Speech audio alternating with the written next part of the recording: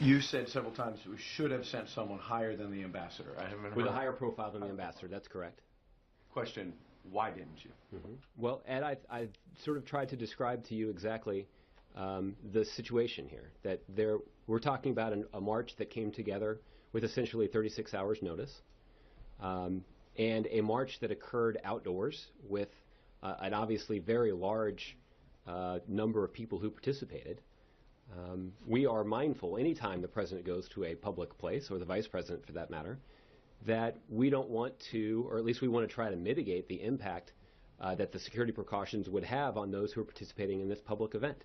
And there's no doubt that had the president or vice president on this very short time frame gone to participate in this event that took place outdoors with more than 1 million people in attendance, that it would have significantly impacted the ability of those who were attending the march to participate in the way that they did yesterday. Josh Earnest has what has to be the toughest job in the world, White House spokesman, which if it was defined in any written sense would read, person who has to take the heat for a president when the big guy or gal would rather watch football or play golf than deal with mere media jackals. His performance on Monday was classic White House doublespeak, but hey, give the guy a break. After all, his explanation as to why President Obama didn't attend a rally in Paris to honor the murdered journalists made some sense, though it was as badly written and performed as Caddyshack 2. Let's assume for a moment, and we all know what assume means, that the president did make a mistake in not going to Paris for this event. He did. Is this really the kind of thing we want to become apoplectic about? Look, with all due respect to Texas Senator Ted Cruz, one lawmaker who will never back down from a fight, no matter the consequence, he didn't waste much time at all labeling the president's absence as dangerous. Senator Cruz, please, dangerous? As if just because the president broke another unwritten rule of governmental handshaking, the French or any other nation would, in attendance, be angry enough with America to take their shaky intelligence services along with their croissants and never speak to us again? Come on, America remains the big stick in the global room, and everybody in attendance there knows it.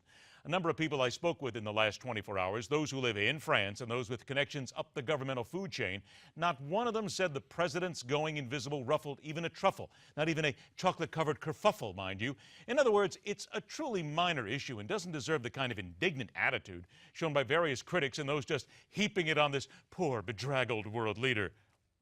Notice the tongue stuck so far in cheek it could leave a permanent scar. Senator Cruz and all the rest of those tongue-lashing the president for not going overseas to attend this ceremony, you really want something to be concerned about that will affect every single American? Sitcom, as you say, Twitter, YouTube have been hacked. In at least one of the tweets, there were what seemingly Pentagon documents. Of course, these could be public documents that look like they're coming from the Pentagon that have been hacked. But the tweets are made to look like they've been hacked by ISIS. And some of the tweets very disturbing here, saying, we won't stop, we know everything about your wives, saying that ISIS is already here, we are NPCs in each military base. The issue is finally getting to the front burner. What's so frustrating is, for instance, the Privacy Bill of Rights is something that was unveiled back in 2012.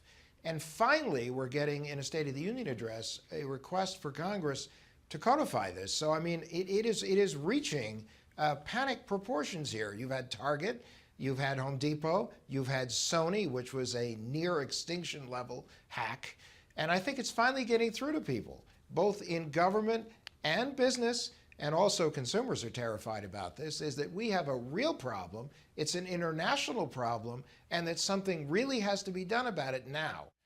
Instead of getting our panties in a bunch over the president not going to Paris, it's long past time everybody, every lawmaker, right up to the president, took their collective heads out of their collective data repositories and did something about America being more vulnerable to a cyber attack than a rookie is playing Dungeons and Dragons with a 19th level dungeon master who hasn't been out of his mom's basement since Mork and Mindy was the top rated show on TV. We're so far behind the cyber curve, a kid using his first dose of Clearasil could hack every governmental secret from where we bomb next to the recipe for peanut butter and banana sandwiches.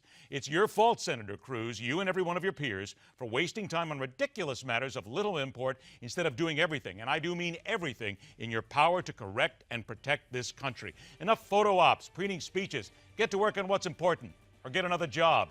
And that goes for every elected official. And that is telling it like it is. Rock on, true believers. We're back on Wednesday, right here on MidPoint.